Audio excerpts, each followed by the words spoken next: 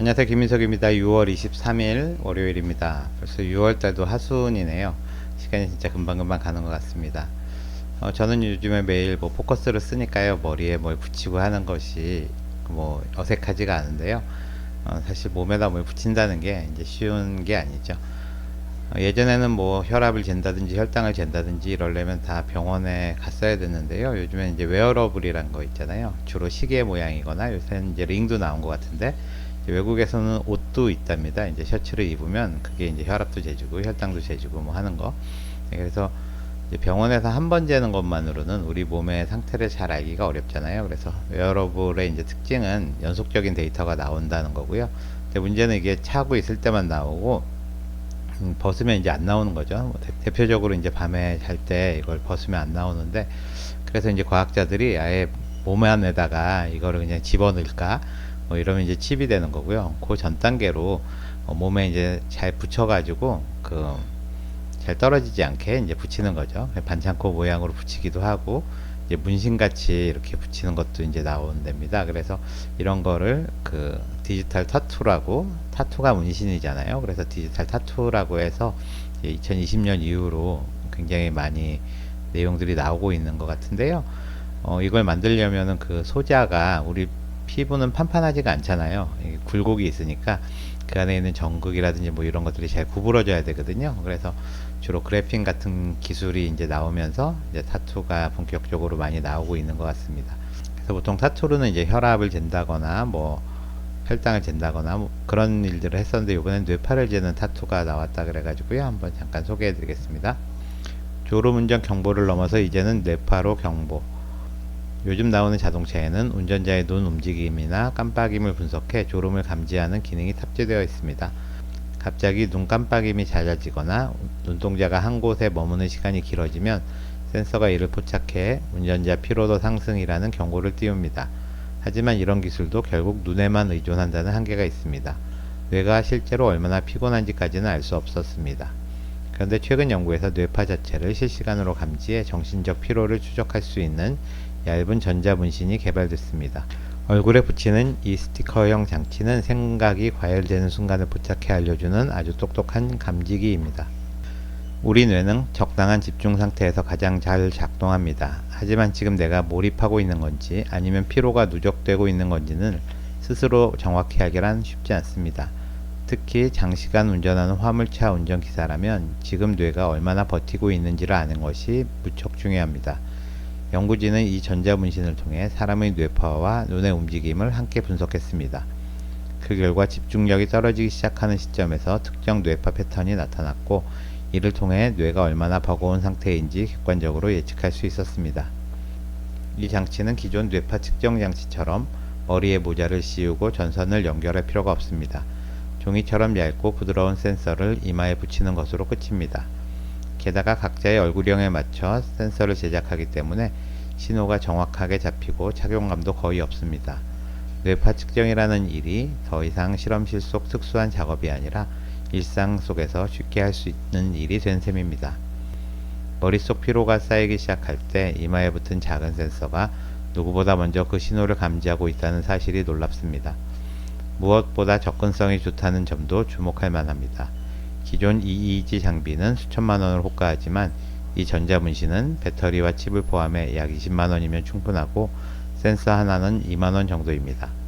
아직은 털이 없는 피부에만 붙일 수 있지만 머리카락이 있는 부위까지 확장할 수 있도록 새로운 형태의 센서도 개발 중이라고 합니다. 이제는 몸뿐 아니라 뇌의 피로까지 실시간으로 추적할 수 있게 되면서 앞으로는 일과 집중, 휴식의 방식 자체가 달라질지도 모릅니다. 네, 이분이 지금 머리에 이 센서, 뇌파를 측정한 센서를 달고 있는 거고요. 노트북으로 뭔가 일을 하고 있는데요. 이 센서를 이렇게 세로로 잘라 가지고 본 겁니다. 여기가 이제 피부에 이제 표피인 것 같고요. 여기 진피층인 것 같고요. 여기서부터 여기까지가 100 마이크로미터니까 0.1mm 거든요.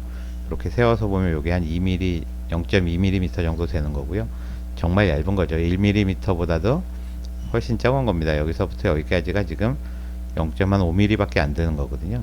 여기에 APC하고 GPU라는 요런 그 센서를 달아놓은 거죠. 이게 이제 전극에 해당하는 거고요.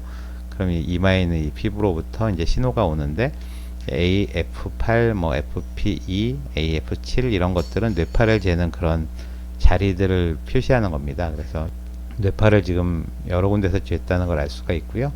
여기에 이렇게 뇌파가 측정되는 거고, EOG라는 거는 오큘라그램입니다. 그래서 눈의 움직임을 보는 건데요. H는 이제 가로로 움직이는 호라이존탈, V는 버티칼.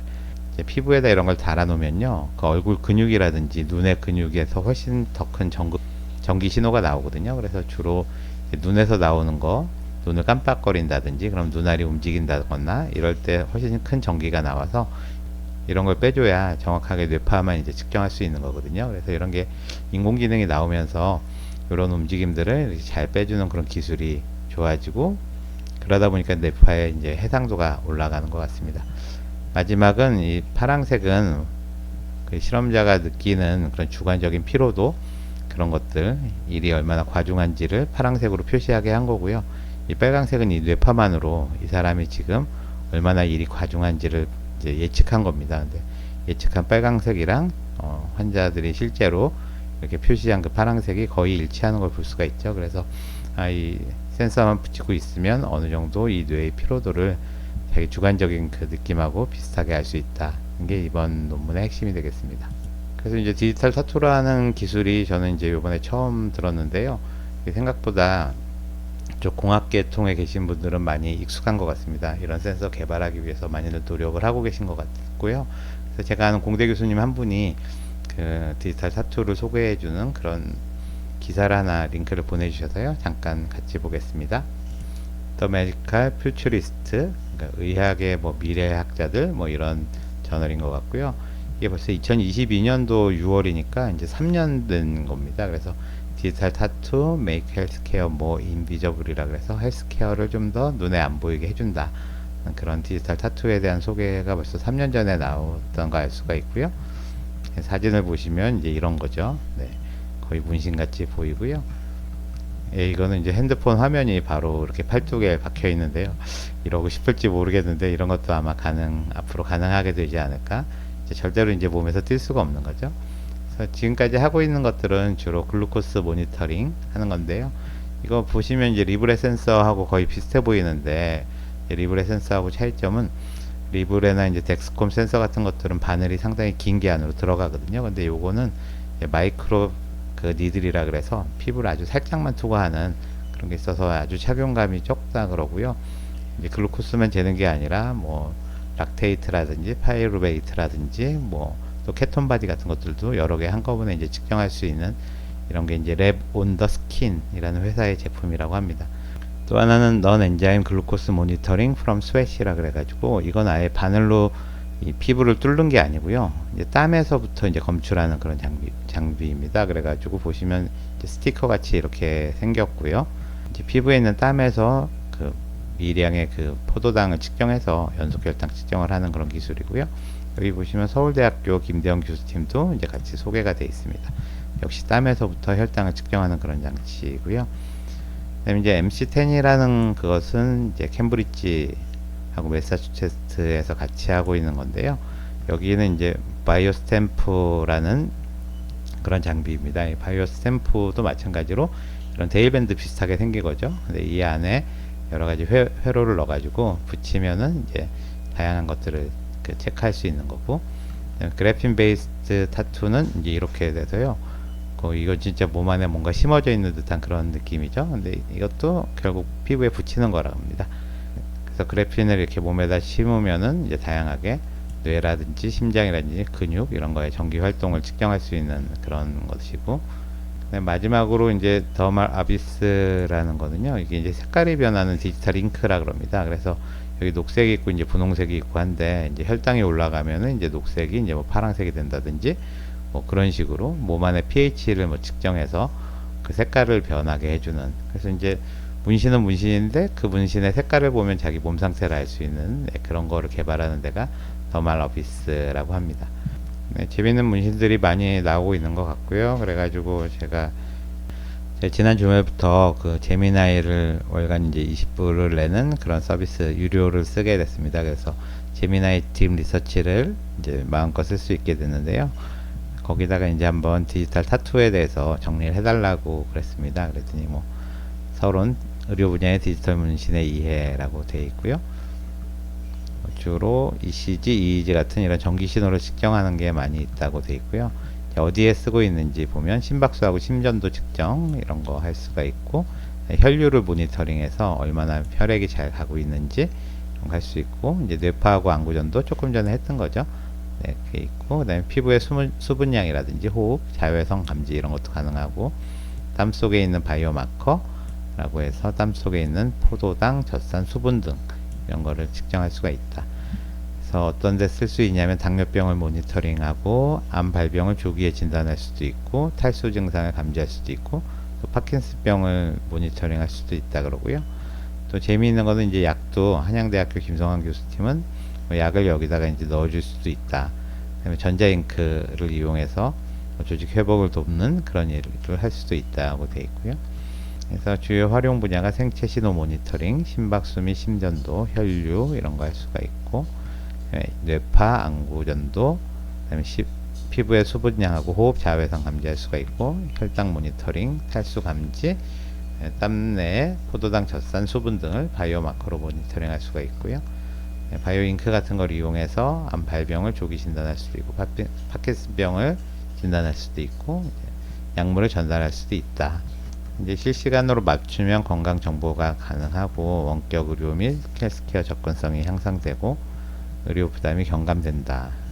뭐 고려사항은 안전성, 생체 적합성, 뭐 장기 사용 이런 거 검증 당연히 돼야 될 것 같고, 데이터 얼마나 정확하고 신뢰할 수 있는지, 임상적인 유효성이 있는지 이런 것들 고려해야 된다는 내용이고요. 네, 그래서 오늘은 이제 디지털 문신에 대해서 간단하게 알아봤습니다. 이제 웨어러블이 이제 끝까지 발전을 하게 되면 결국 몸 안에 어떤 칩이 들어갈 것 같고요. 그 전까지는 이렇게 붙이는 이제 데일밴드 비슷하게 그렇게 붙이는 것들이 이제 많이 나올 것 같은데요. 기존에 병원에서만 이제 할 수 있던 그런 여러 가지 검사를 환자가 직접 이렇게 해보고 또 핸드폰을 통해서 피드백을 받는다는 게 병원에 이제 가기 전에 좀 이렇게 질병을 예방할 수 있는 그런 좋은 방향이 아닐까. 또 이런 거를 이제 헬스케어라고 하는 거니까요.